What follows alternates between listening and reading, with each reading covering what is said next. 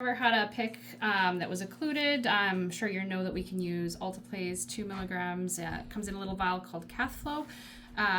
What we usually do is we usually just hook it right onto the line, put it in, leave it in to dwell for up to 2 hours. Technically, you can do it overnight up to 72 hours. Let your doctor know if it's not working right away. For the purposes of today, I've blocked off my PICC line. I absolutely can't get this in at all. Won't go.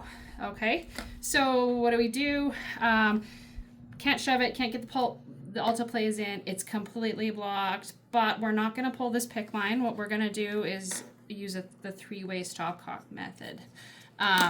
So our central line management policy has a link for occlusion management. It takes us to a document that has this in pictures, their color.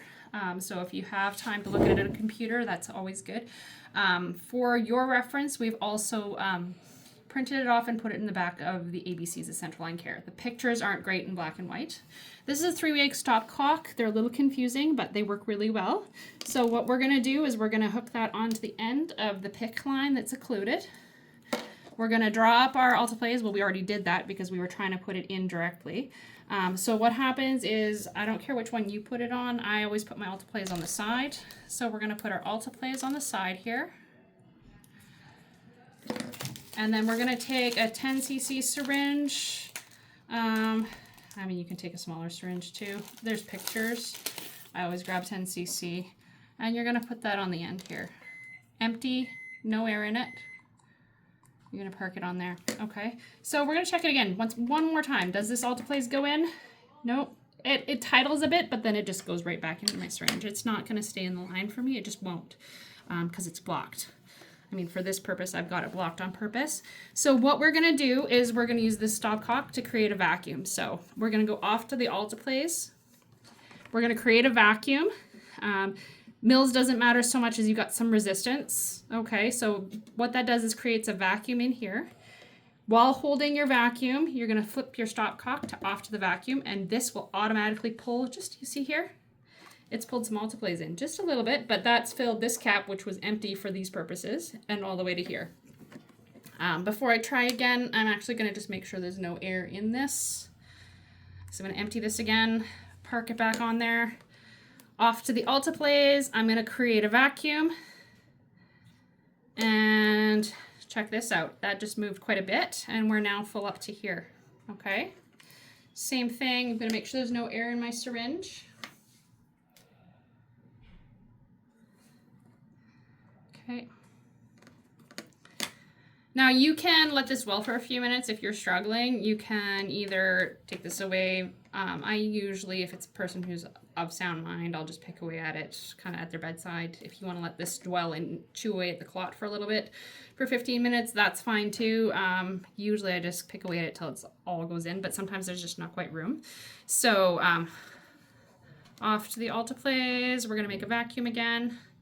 Close to the vacuum, and you saw that actually move, I'm sure of it. So if you look, we are almost up to like our actual occlusion. So we've filled this whole line plus this cap within, basically it was unfillable. So that's the premise of what we use here. And this is only going to be like, I believe the Alteplase is 2 mils in the Cathflow. I think it's 2 milligrams and 2 mils, but it's been a while. So there again, I like to make sure there's no air left in this. Now I have collected a little bit of my Alteplase in this. We'll worry about that afterwards. That does sometimes happen, mostly from the piece that's in the middle there, but the majority of it's gone in there. So I'm gonna pull my vacuum. And then for the purposes of today, we're like almost there. So that's how you work your Alteplase in, a little bit at a time.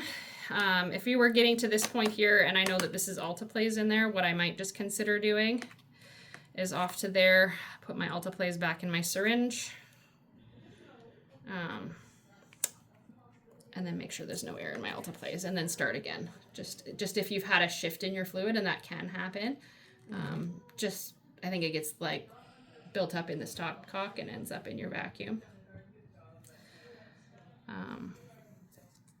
So we're going to upload this for your reference, but also it's available through the policy in my NH. So just a little reminder that the things that you need actually do exist there. So And there again, it sucked a little bit more. And we are, I think that's about as far as we're going to get. We're right up to that. If there was an actual clot there, this would start, or fibrinogen, that this would be dissolving it as we speak right now. So, and you have a little more capacity. This is great. Okay. Thank you. All right.